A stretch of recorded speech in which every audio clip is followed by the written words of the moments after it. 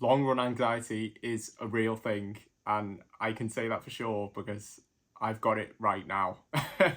Today's run is meant to be 30 kilometers, which is the longest of my training block so far for the Stockholm Marathon in May. And I'm feeling really nervous about the run. I'm feeling really nervous about the duration of it. I've ran this duration before, I've ran this distance before, I've ran this distance faster before, but yet, for whatever reason, I am really anxious. And this happens a lot. And I think that this doesn't just happen to me a lot. I think this happens to all runners when those big long runs in your training block approach. When you've got to face those 18 mile, 20 mile, 22 mile, I'm talking 35k kind of runs, it's really intimidating. And that can start days or the night before. I know that's something that I experience, and it starts to get in your head and you start to think about, oh God, I've got this massive run coming up and it's gonna be me out on my feet for maybe over 3 hours or, something around then. And it's really intimidating to think about running for that long. It gets in your head a little bit. And so I just wanted to chat about the mechanisms that I use, and sort of take you through the process that I'm using literally right now as I try not to be too anxious about this big long run and commit myself to it.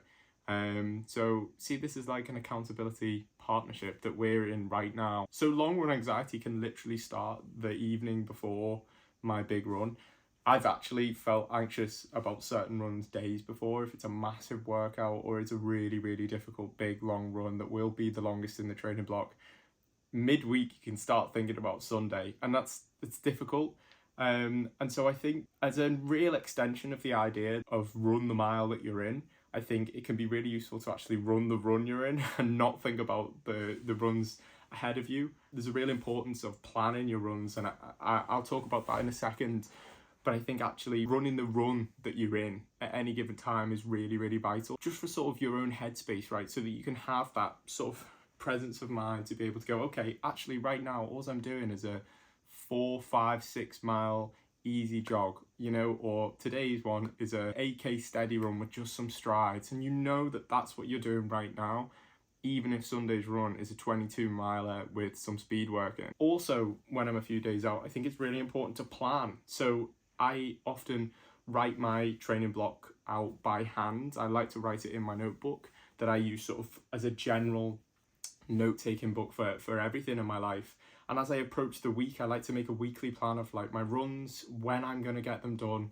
And that's not to the minute, but that might be like in the morning, in the afternoon. If I know I've got something on, then I can sort of move something around and say, oh, for example, today, Liverpool are playing at 4:30 p.m. So I'm going to run at about 1. My run's going to be about 3 hours. And then I'll come home, shower, and I'll be able to watch the game.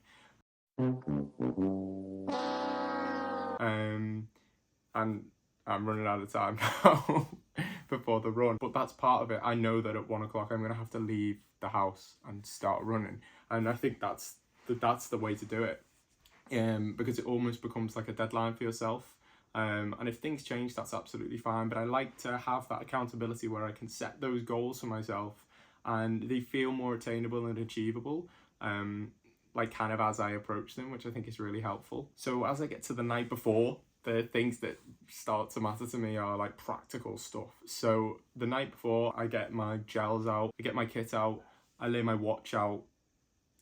Oh, well, I should also charge my watch would be helpful.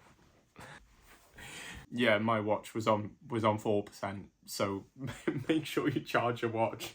I'm gonna add that in as an extra point, is make sure you charge your watch. But anyway though, back to the night before, I do like to get all my kit ready. I like to get my gels ready. I literally will line up the amount of gels that I need. If I'm wearing a camelback or if I'm wearing a belt, I like to get that out. Sometimes I'll even put the gels in it, so it's even less work for me on the day. I can literally just like put the stuff on and go, and I don't have to think about the gels. I don't have to think about my shoes. I'll plan the shoes I'm going to wear, I'll plan the socks I'm going to wear, and I'll lay it out in my room. And like today, I'll get into it at the start of the day. So when I get out of bed, I'm in my running gear. So it's almost like, well, you've got to run to get out of this. You've got to run. It's a non-negotiable factor. And I like doing that. I like locking myself into that. I know that might not work for everyone, but I really like the guidelines of that. And And the other thing is again to try and be present when I'm doing my things the night before, instead of thinking about the run. I'm brushing my teeth or I'm showering, those kind of things that make you anxious. I try and just do that instead of do that with an absent mind and my head is drifting off into running, you know?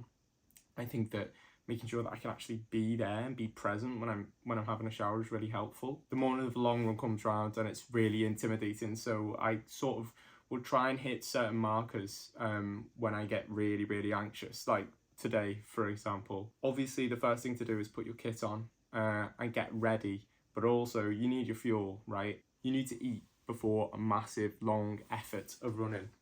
And so I think about what I'm going to eat. I'm trying to be mindful about what I'm eating, think about the fuel, think about how it's nice, not just how it's going to help my run, you know.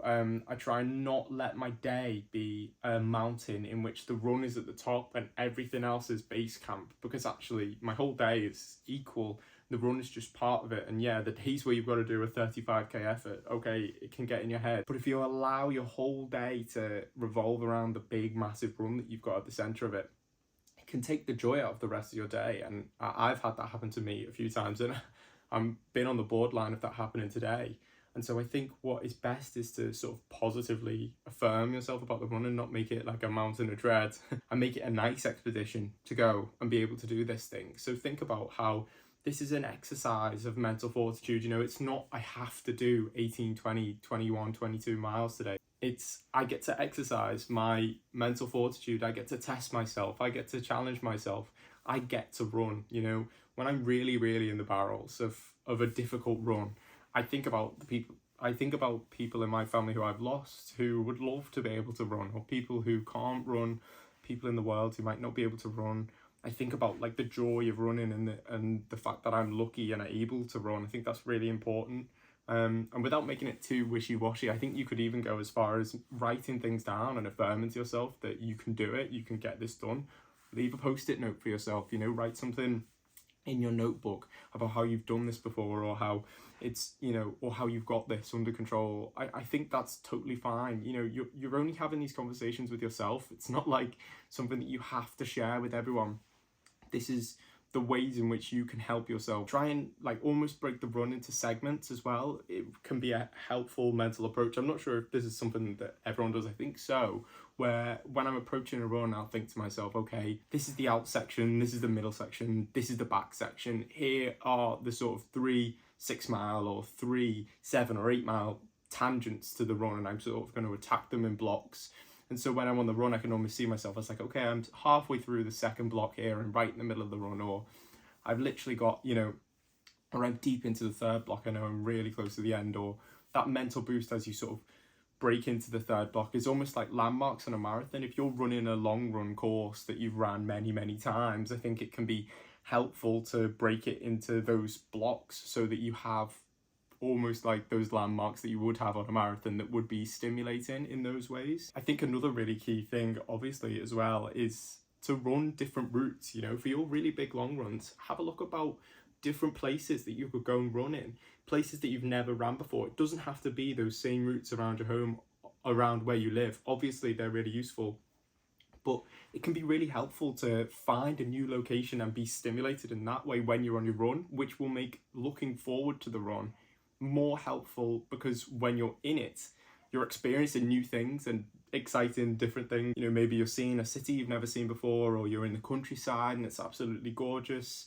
I try and look at the weather throughout the day and make sure I'm running when the weather's nice, you know, which is difficult in England, but and another element is when and how you take your fuel. And I would say, listen, I'm no beast at running, I'm no monster, but we're all runners because we enjoy it. You know, we're all hobby joggers. I put emphasis on the fact that when you have your gel breaks, when you have your fueling, your nutrition breaks, stop, take in your gel. You know, you don't have to keep on running every time. If you really need to break up your run like that, allow that to be a checkpoint for you, and maybe allow the 45-minute intervals, the half-an-hour intervals from which you take your gel to be those kind of breaks that you use. So the other thing, of course, is when you're running. I love to be stimulated when I'm running, so I'll often make sure that I bring my headphones. I'm not really a music runner, but I am a podcast audiobook runner.